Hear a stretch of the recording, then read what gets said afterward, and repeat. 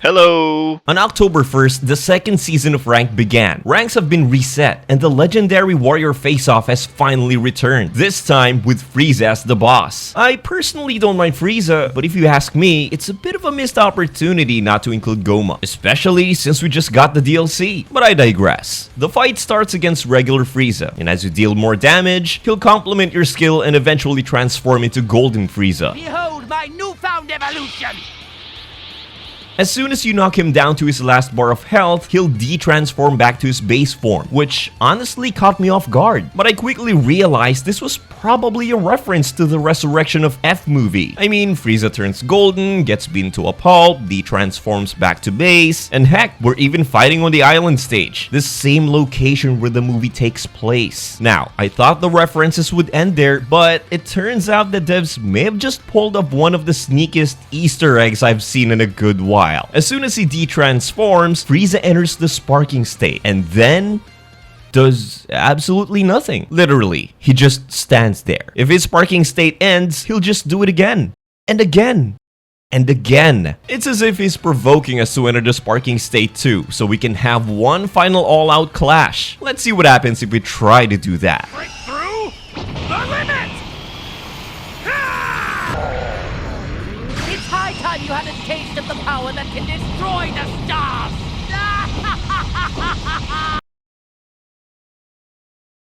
Frieza, you bitch. Did you guys catch what just happened? Frieza basically doesn't react to anything you do after he de-transforms. Sure, if you throw ki blasts, he'll deflect them, even though there's no real need to, since he's already in sparking. If you get too close, he'll fire a few ki blasts just to push you back. But here's the interesting part. He'll never use his ultimate. It's only when you activate a beam type ultimate that he finally decides to unleash his death ball. Why is that? It's simple, because during that animation, we're completely stuck, unable to vanish or do anything about it. He's basically baiting us to fire off our ultimate just so we can dodge it at the last second and get a free kill. And if you think about it, that's completely in character for Frieza. Even in the movie, instead of accepting defeat while Vegeta was about to finish him off, Frieza punched the ground and unleashed a massive blast that destroyed the Earth. A cheap shot, just like in the game. There is one oversight by the devs though. If you fire off a regular blast attack that's not an ultimate, Frieza will just take it head on. It's only when we use an ultimate that he actually reacts. With Goku out of the picture, Frieza can finally relax and indulge in his favorite MMO world. This video is brought to you by Blue Protocol Star Resonance, a game that many fans say might be the closest thing to a true anime MMO experience. Create and customize your very own character, team up for raids, or just relax with friends. Whether it's fishing, crafting, or even dancing, explore the vast open world of Magna and get lost in its beautiful vistas. Star Resonance is all about heartfelt social interactions. Choose your class and team up in multiplayer parties to take down bosses with attack patterns that are easy to learn, yet still demand teamwork. It's a blend of immersive PvE combat and engaging casual gameplay, creating a dynamic and accessible adventure for all types of players. And for those seeking a challenge, don't worry. The game also offers a variety of dungeon battles with multiple difficulty levels. And if you ever get tired of fighting, you can always sit back and relax with your crew, enjoying recreational activities. My favorite being setting off fireworks at night. With the game releasing today, now is the perfect time to jump in. Star Resonance is available now on both PC and mobile devices. Oh, and did I forget to mention that it's free? Start your gaming journey with friends by downloading Blue Protocol Star Resonance today through my link in the description or pinned comment, and use this code to claim a bunch of exclusive goodies. Super Saiyan 4 Daima Goku is weird. In the previous video, I compared the damage output of Super Saiyan 4 GT Goku and Blue Goku. And spoiler alert, they're literally equal. Melee damage is the same. Ki blast damage, super attack damage is the same. And even the ultimate damage. Now that we have Daima Goku, I decided to run those same tests again. And he does the exact same amount of damage. Or does he? The first melee hit deals the same damage. A regular Ki blast does too. And so does his super rush and of course, the ultimate. But here's where things get weird. His charged Ki Blast actually does more damage than both Blue and GT Goku. And it does not stop there. Even though the first melee hit for all three of them does the exact same amount of damage, once you continue the combo and complete the full rush string, the discrepancies in damage start to show. GT Goku deals around 4,519, while Blue Goku does 4,597. I guess the game actually considers Blue stronger than SSJ4 after all, at least in terms of melee damage. But wait, what about Daima Goku?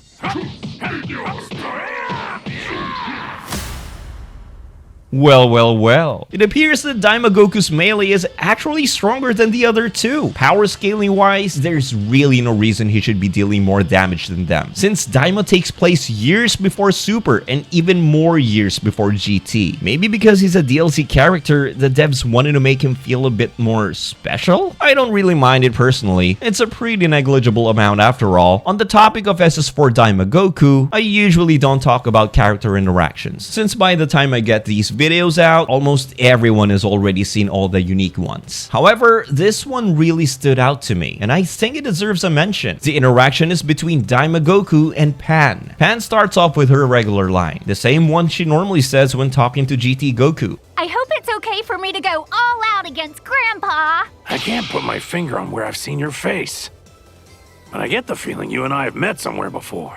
Daima Goku obviously doesn't know her, but he does remark that he has a feeling they've met somewhere before. And, well, he did meet her. Maybe not this Goku, but a different version of him definitely did. After image is a technique where the users move so fast that they leave a lingering image behind. Enough! Despite only a handful of characters having the actual after image skill in their arsenal, basically everyone in this game uses some form of it. Because every time you do a vanish in this game, you always leave an image behind. It's a bit tricky to spot in an actual battle, but once you mess around with the angles and slow the game down, you'll be able to see it. With the new Daima DLC, we now have well over 200 characters. That's a lot. And over 99% of them perform their vanish/after image the way I described earlier, which leaves only about 1% doing it differently. So who makes up that remaining 1%? Or in other words, which two characters are they? Well, they're both movie characters, and coincidentally, their movies came one after another. First up, Hirudegarn. Whenever Hirudegarn vanishes, he doesn't leave an image behind. Instead, smoke engulfs his body and he quickly fades into it, only to emerge from the cloud right behind the opponent. And if you don't know what the smoke is about, it's a little nod to the movie, which I was low-key surprised they even bothered to include, especially since no game had really done it before. Not that Hirudegarn had that many appearances as a playable character, but still, props to the devs for remembering. And the last character was perhaps the most unique vanishing animation in any DB game is... Boo, I am a bit concerned about the recent stock market fiasco. Do not be alarmed, Janemba. I've handled our investments accordingly. Splendid. If you try to attack Janemba, his body will... Most of you have seen the movie, so I don't think I really need to explain his Lego-like dissolving ability. However, it's not your typical Janemba-style movement like we see in many other games, such as Legends or Xenoverse. No, Sparking Zero does it a bit differently. Whenever you attack Janemba or vanish with him, he leaves almost like an after image of himself. But this isn't the typical after image. It's formed from his dimension warping Lego blocks. Immediately after, those blocks travel behind the enemy and reassemble themselves to form Janemba's body. Don't know if it's just me, but I find that his Lego blocks sometimes mess with my timing during vanish battles. So yeah, that's also a plus for all the Janemba mains. Honestly, this might be my favorite adaptation of Janemba's disassembly teleport technique. But I'll also give credit to Raging Blast. His dismantling technique there is also pretty good. Oh, and the sound it makes is something else. Goku's quirk of mispronouncing Gorillo's name from the anime carries over to SZ, although in the game, they made his mispronunciations get progressively worse with each transformation, which I think is hilarious. Bring it on, Gazebo! You're not half bad, Galero. Let's rumble, Gordito. It's glorious. Time to fight, Gordito. But Glorio isn't the only victim. Not even the Great Demon King is safe. Game over, Gomer. Both Super Saiyan Adult Daima Goku and Goku Mini use a familiar sound effect when dashing. Yes sir, that's the iconic Kaioken sound effect. And no, this doesn't mean that the Super Saiyan 4 transformation from Daima is linked to Kaioken. I mean, maybe, but it's never been stated. This is merely a reference to the same Kaioken sound effect used for both adult and mini Goku during their fight with Goma in the show. As for why they used the Kaioken sound effect for Super Saiyan 4 in this show to begin with, I've got nothing. Interestingly, the new Kaioken sound effect in DLC 3 made me notice that Kaioken Goku, both early and blue, ironically don't use it when dashing. The sound effect is present during super moves, which means they were clearly aware of it. But for some reason, they never added it to regular Z-Burst dashes like they did for the two Super Saiyan 4 forms. Come to think of it, does anyone besides these two even have unique dash sound effects? And that's when I decided to go through the extremely tedious process of testing all 200 plus characters in the game, only to discover nothing. Nobody has unique sound effects, besides the two Daima Gokus. Back when Gohan's beast form was first revealed, I remember a lot of people memeing on Gohan's, I guess, slightly ridiculous hair size. This one frame from the movie was especially notorious. Over time, it started to grow on me, and these days, I think it looks pretty cool. Now, when Vegeta's Super Saiyan 3 form was revealed, I didn't think it looked as ridiculous as Gohan's. Sure, it's spikier than Goku's, and the hair goes upward instead of downward, but I always felt it wasn't that over the top compared to Beast. Well, it looks like I might have been wrong. At least if Sparking Zero was anything to go by, Vegeta's hair is huge. Okay, maybe not that big, but it's so big that it makes Beast Han's hair look tame in comparison. My favorite thing about games, and not just DBZ games, but games in general, is when developers add unnecessary little details they know 99% of players will never notice, but they include them anyway. And one of those details shows up in the form of Mr. Satan's charged ki attack. Although, calling it a charged ki attack isn't exactly accurate, since Mr. S can't really use ki. Where most characters fire a ki blast, Mr. S just grabs a random rock off the ground and hurls it at his opponent. And when others hold the ki button to charge up a massive ball of energy, Mr. S reaches into his pockets and pulls out a hand grenade. His hand grenade attack isn't the strongest or flashiest move out there, but it might just have the most unnecessary yet realistic detail in the entire game. Let me give you guys a better angle and see if you can spot it. Anything? Let's slow it down a bit. And there it is. Mr. Satan doesn't just throw the grenade. He actually removes the safety pin before tossing it away. So why did I call this detail unnecessary? Honestly, who's gonna notice this? During regular gameplay, it's basically impossible to notice. It just looks like a random on-screen particle effect. I actually discovered it completely by accident while capturing some slow motion footage using a third-party free camera mode. It's one of those immersion/realism details you'd expect in GTA or something, not freaking Dragon Ball. I definitely appreciate the detail, but I can't imagine many players actually noticed it. For some inexplicable reason, adult SSJ3 Vegeta's energy sensing is pretty abysmal. Goku's standing wide open, yet Vegeta still can't lock onto him. I quickly switched to mini SSJ3 Vegeta to see if he had the same issue, but to my surprise, he was able to lock onto Goku without much trouble. He'll occasionally lose focus when we're standing behind a rock, but mini Vegeta can still see Goku's aura, helping us pinpoint his location, something adult SSJ3 Vegeta just can't seem to do. This is strange because not being able to see your opponent's aura when you lose lock on usually means one of two things. Either you're fighting an android or your character doesn't know how to sense ki. And we're obviously not fighting an android, and Vegeta can definitely sense ki. So I decided to tag in Buu Saga Vegeta, who's essentially the same character as Daima Vegeta, and not only was he able to sense Goku's ki, but he also never lost focus on him. His focus didn't get interrupted at any point during the test. Hell, I even spent 5 minutes just standing in place to be sure. Keep in mind that both of his Daima counterparts weren't able to do that. So not only does this imply that the energy sensing system is more complex than we previously broke down in some of the earlier videos, but it also raises the question of whether this was intentional or just an oversight. I mean, as you might have noticed, even SS4 Goku had trouble maintaining lock-on us. But after searching around, he was able to get it back, just like mini Vegeta. That implies implies they're on the same tier with this whole energy sensing hierarchy. But then when we do the same test with Buu Saga Goku, who's essentially the same character as Daima Goku, he maintains perfect lock-on with zero interruptions, just like Buu Saga Vegeta. Sure, I haven't seen Daima in a few months, but I'm fairly positive I would have remembered something like this being mentioned in the show. Is this a potential reference to a moment from Daima that I just can't remember or might have missed?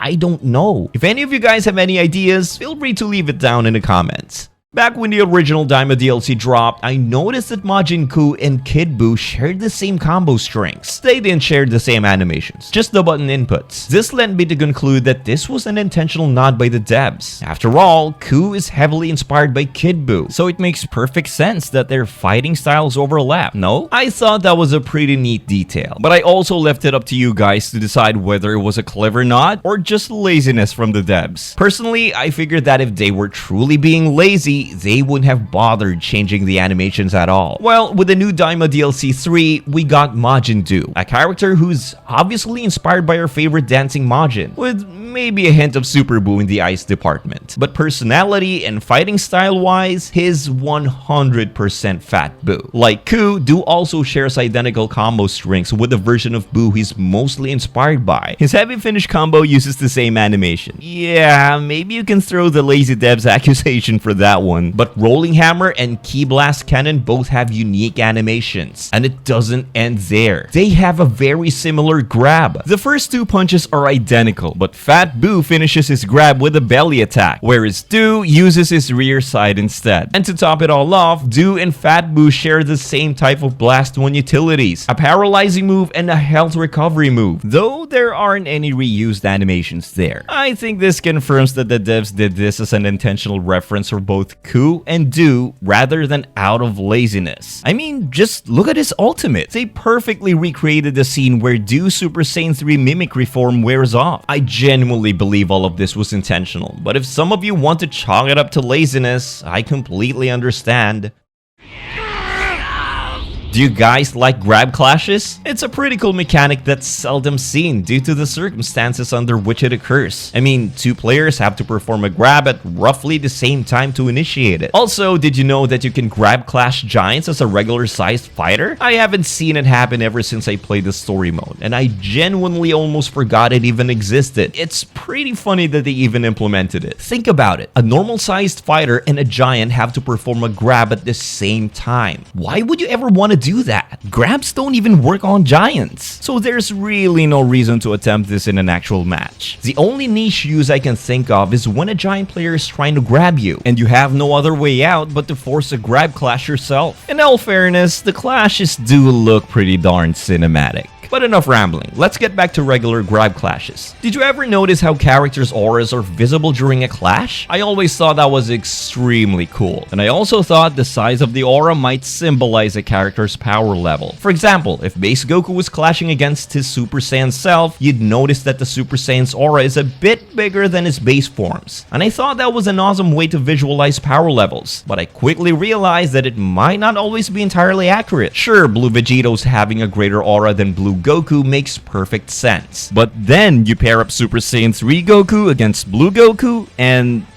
I don't think this looks right, but I did notice that all God Ki users had this exact same aura type during clashes, just in different colors, so that's pretty cool. I'm struggling to figure out whether there's any deeper meaning behind their auras. Were the differences in power levels originally meant to be represented through their auras, but they decided against it halfway through? Not exactly sure. Broly, for example, has the biggest aura in the game, but I believe that's only because they made the aura proportional to his size, which in turn makes it appear bigger than it really is. Like I said, I'm kind of stuck whether these auras have any real significance or if they're just completely random. One thing I'm 100% sure of though is that the differences in auras between fully robotic androids and hybrid models were intentional. Hybrid models like 17 and 18 actually have an aura visible during grab clashes, whereas fully robotic models like 19 and 20 and the Gammas don't even show a sliver. Thank you all for watching. I was originally supposed to upload the lengthy SZ special, but the Daima DLC and patch took way too long to drop. So yeah, the next video is either going to be that or maybe even a Secrets in Naruto games vid. Till then, take care.